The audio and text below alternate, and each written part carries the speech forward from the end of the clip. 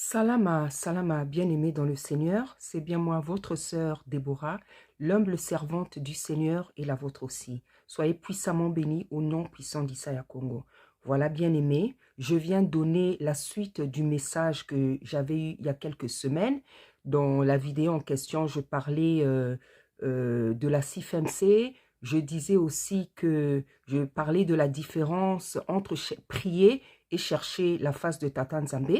Parce que Tata Nzambe me disait que beaucoup passent plus de temps à prier, c'est-à-dire pour lui demander des choses. Mais ce que Tata Nzambe attend de nous, c'est que nous cherchions sa face. C'est deux choses différentes.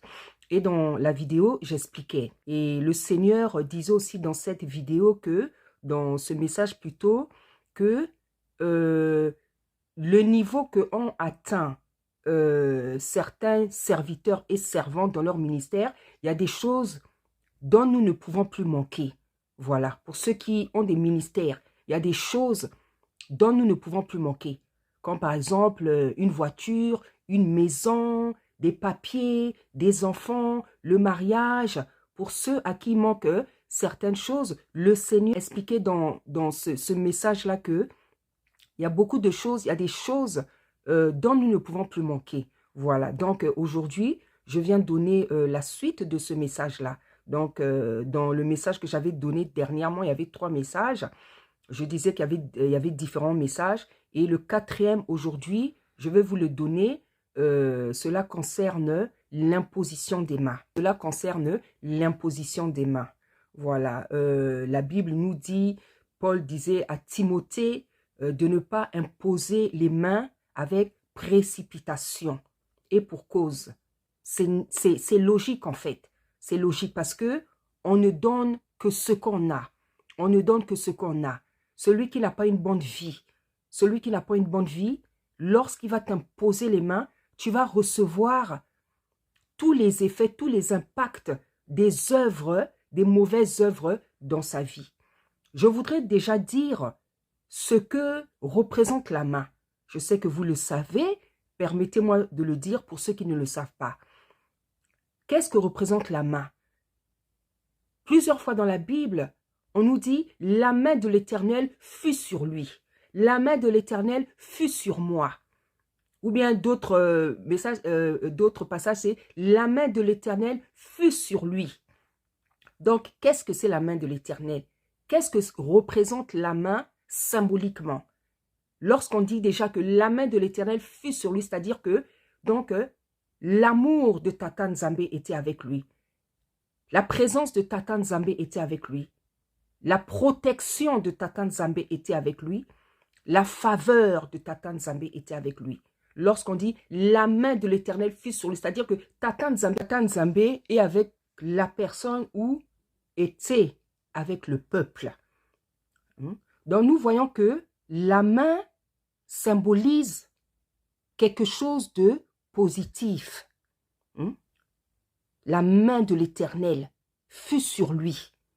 La main peut aussi représenter les œuvres de quelqu'un.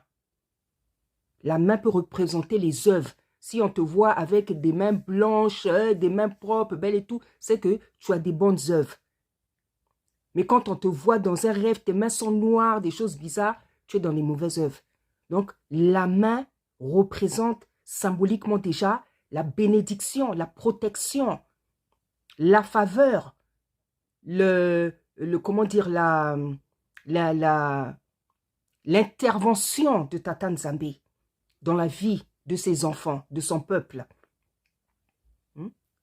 Donc, nos mains, nous les utilisons aussi pour faire beaucoup de choses.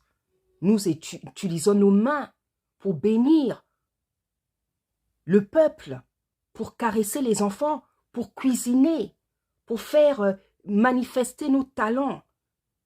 Nous utilisons nos mains pour faire beaucoup de choses. Nous utilisons aussi nos mains pour faire beaucoup de mal, bien-aimés. Notre ADN spirituel est inscrit dans notre corps. L'ADN spirituel, il est inscrit dans notre âme, dans notre esprit, dans notre corps, dans notre sang, dans notre transpiration.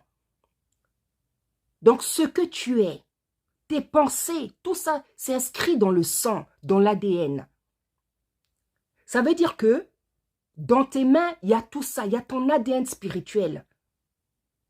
Il y a ton ADN dans ta transpiration. Il y a ton ADN spirituel. Dans ton sang, dans tes larmes, dans ta salive.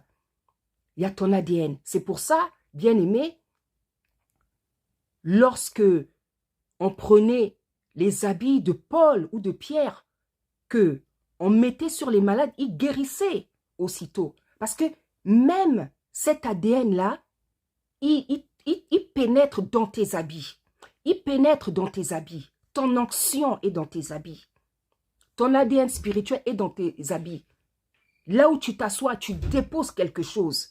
C'est pour ça que lorsque vous rentrez dans les trains, dans les métros, dans les bus, lorsque vous vous asseyez, faites une prière rapide. Il faut même avoir l'habitude de prier avant de sortir. Tout ce que tu vas toucher, les portes des métros, les fauteuils, tout ça, bien-aimé.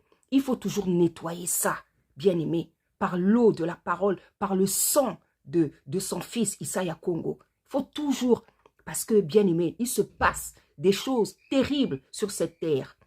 Tata Nzambe a dit que son royaume n'est pas sur la terre, parce que ce royaume-là, il est rempli de péchés. Bien-aimé, si Tata Nzambe pouvait nous ouvrir les yeux pour que nous puissions voir comment le péché est dans l'air, bien-aimé, nombreux de nous, on allait demander à rentrer au ciel, à le rejoindre.